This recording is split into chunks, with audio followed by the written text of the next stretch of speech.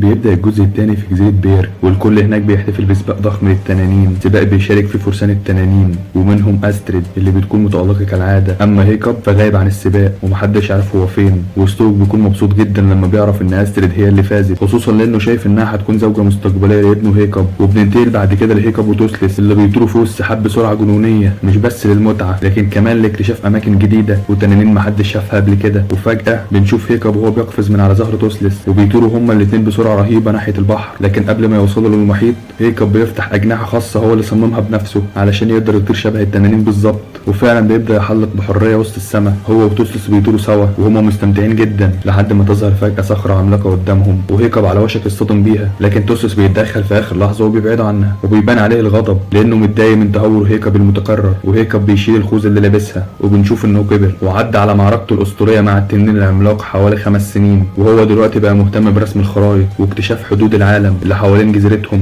وبتيجي أستريد بتنينها وبتنضم ليه، بتساعده في رسم الخرايط وبتسأله ليه ما حضرتش سباق التنانين. بيرد عليها بنبرة زعل وبيقول لها أبويا عايزني أبقى زعيم الجزيرة وأنا مش شايف نفسي كده. وفجأة بيشوفوا دخان كثيف طالع من وسط الغابة، فبيركبوا التنانين بتاعتهم وبيطيروا ناحية المكان علشان يعرفوا فيه إيه. وأول ما بيوصلوا بيتفاجئوا بجبل جليدي ضخم في وسط المية، لكن قبل ما يستوعبوا اللي بيحصل بيتهاجموا من مجموعة صيادين تنانين وبيمسكوا تنين أستريد. وهيكب مش بيسكت وبيهاجمهم هو وتوسلس وبيتصدى ليهم فورا.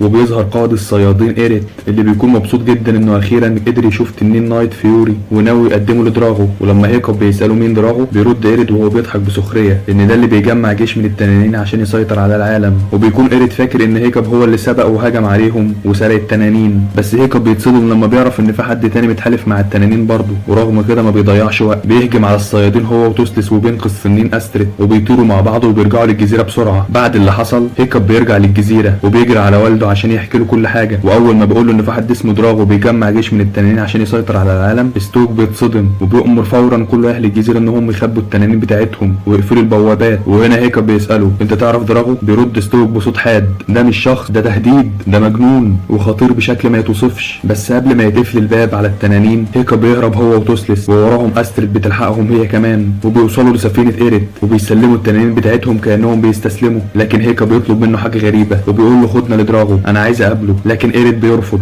وساعتها بيوصل ستوك وجوبر وكل فرسان التنانين، وستوك بيواجه ابنه وبيقول له يرجع معاهم للجزيره، لكن هيكب بيرد عليه باصرار انا لو شفته هقدر اغير رايه، هفهمه ان التنانين مش خطيره. هنا ستوك بيضطر يفتح له قلبه وبيحكي ليه حكايه مرعبه حصلت زمان. كان في مجلس ضم زعماء العالم علشان يحاولوا يلاقوا حل لمشكله التنانين، وفجاه دخل عليهم راجل غريب ملامحه شريره وصوته مخيف، وقال لهم بكل ثقه انه يقدر يسيطر على التنانين بس بشرط، وهو ان كل الزعماء ينحنوا ليه. وطبعا محدش خد كلامه بجديه واتريقوا عليه. لكن بعدها بدقايق هجم عليهم جيش كامل من التنانين المدرعه ودمرت كل حاجه، كل الزعماء ماتوا ومفيش غير ستوك هو اللي نجا من المجزره دي. لكن رغم القصه المرعبه دي هيكب ما وقفوش الكلام، وبيكون مصر انه يقابل دراغو بنفسه ويقنعه ان التنانين مش سلاح وانها تستحق الامان. وبيسيبهم وبيركب على توسلس وبيطيروا في السماء من غير ما يبص وراه. وستوك وقتها بيطلب من أستريد وكل فرسان انهم يرجعوا الجزيره، وبيقول لجوبر احنا لازم نرجع ابني قبل ما يفوت الاوان. في نفس الوقت بنشوف هيكب وتوسلس طايرين في السماء، بس هيكب باين عليه الضيق وكانه حاسس بخطر قريب. وفجاه بيظهر شخص غامض راكب على ظهر تنين عملاق، وبعدها بلحظات تنين تاني بيهجم على هيكب وبيخطفه من على ظهر توسلس. وتوسلس اللي كان معتمد على هيكب علشان يطير بيفقد توازنه وبيقع لتحت وبيغرق في الميه. بس قبل ما توسلس يغرق بتظهر مجموعه من التنانين المائيه وبتاخده بعيد لمكان مجهول. اما هيكب التنانين بتاخده على ظهرها وبتطير ناحيه جبل جليدي ضخم،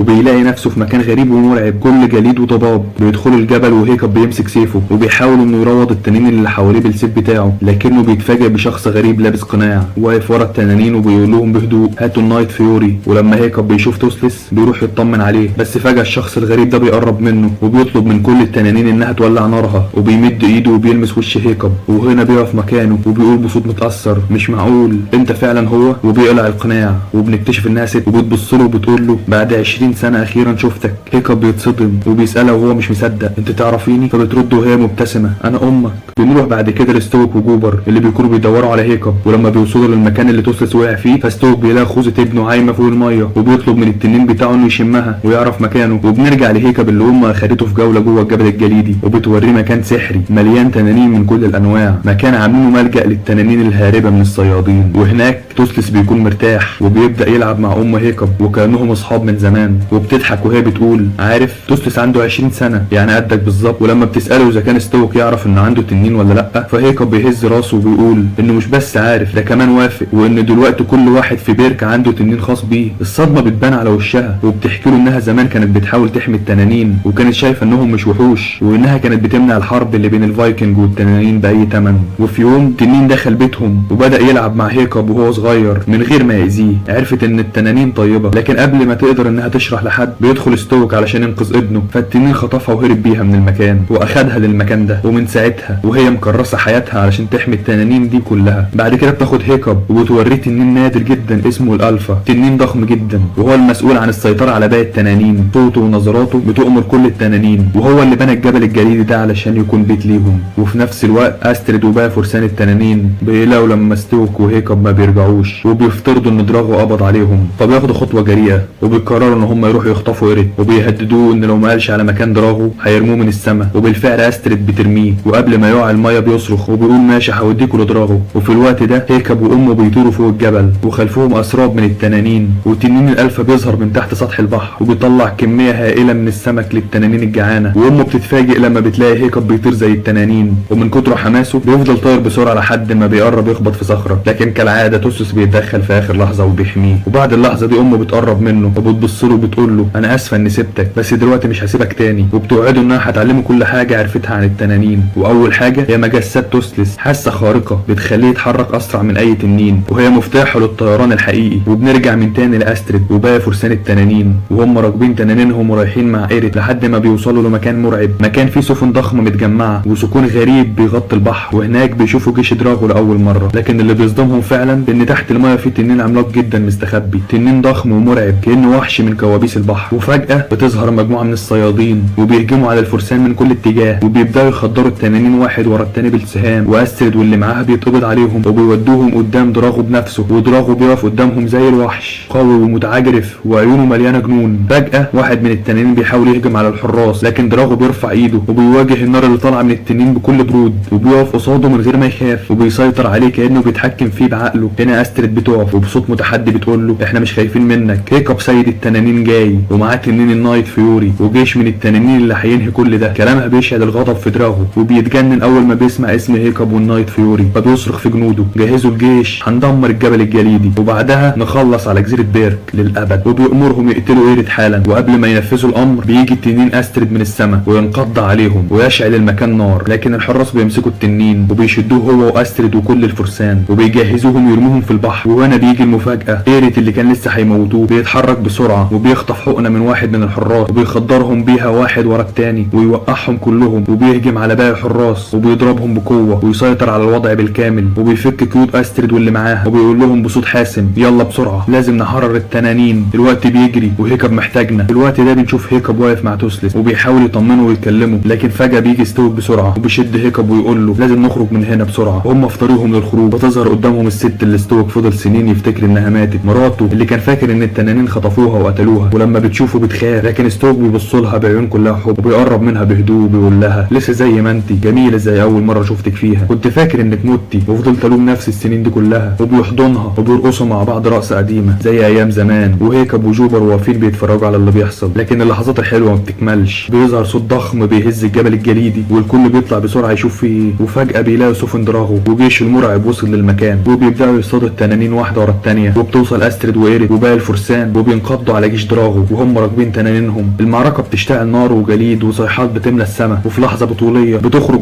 هيكب ومعاها التنين الالفا النادر وبيبداوا يهاجموا جيش دراغو بجليد قوي بيغطي كل حاجه. وهيكب وتوسلس بينضموا للمعركه وبيحرروا التنانين اللي كانت محبوسه، لكن دراغو ما بيهتمش ولا بيتحرك من مكانه، بيخرج من تحت المايه التنين الالفا اللي كان مخبيه وبيقول له اهجم وسيطر على تنين الالفا ده دلوقتي. فجاه التنينين الالفا بيبداوا يتقاتلوا صراع رهيب بين قوتين خارقتين، وفي النهايه تنين دراغو بيفوز وبيقتل تنين الالفا بتاع والده هيكب بكل قسوه. وهيكب بيتصدم وبيجري ناحيه دراغو وبيقول له كفايه حرب، التنانين مش وحوش، دي مخلوقات بتعرف تحب. لكن دراغو بيضحك بسخريه وبيصرخ فيه هم السبب ان افقد دراعي، واول ما اسيطر على كل التنانين هقتلهم كلهم. وبيأمر تنين الالفا انه يسيطر على توسلس، وفي لحظه بيبدا توسلس يتحول، عيونه بتتلون وحركاته بتتغير وبيفقد السيطره على نفسه، ودراغو بيديه امر مرعب اقتل هيكب. توسلس اعز اصدقاء هيكب بيتجه نحوه، نار في عينه ومخالبه جاهزه للهجوم، وهيكب بيقف ثابت وبيحاول يهديه وينادي عليه لكن مفيش فايده، توسلس مش بيسمع. وفجاه قبل قبل ما الضربه تصيب هيكب بيجي ستوك ويقفز قدام هيكب وبيصد الهجوم بجسمه وبينقذ ابنه وبيموت قدامه. المكان كله بيقف وهيكب بيصرخ وامه بتنهار وتوسلس بيفوق من سيطره الالفا ويقرب من ستوك، لكن هيكب بيبعده بعنف وبيبص له والدموع ماليه عينيه وبيقول له انت السبب، انت اللي قتلته. ودراغو بياخد كل التنانين ومعاهم توسلس بعد ما الالفا سيطر عليهم تاني وبيتحركوا ناحيه جزيره بيرك علشان يحتلوها، والمكان بيفضى وبيجمعوا نفسهم وبيحطوا ستوك في مركب خشبي وبيولعوا فيه بالاسهم المشتعله ودموعهم بتنزل بصمت وهم بيودعوا الزعيم اللي ضحى بنفسه. وبعدها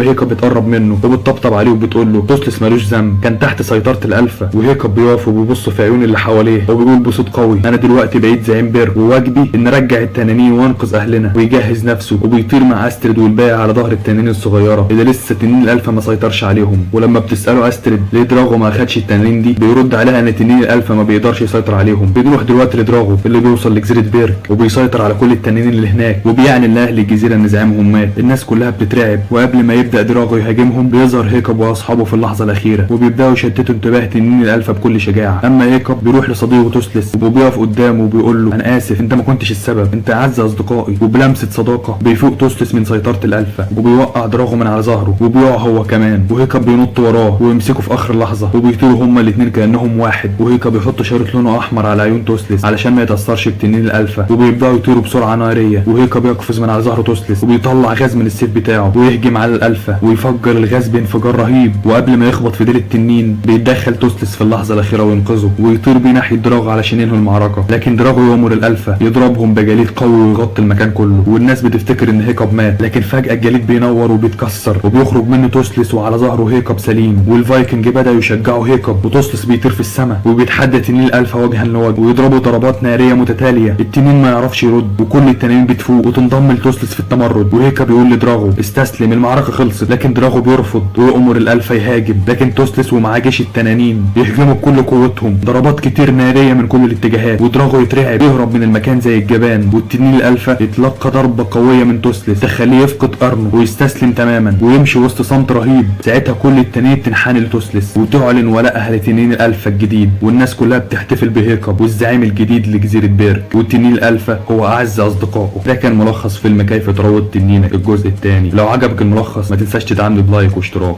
واستناني في الجزء الثالث.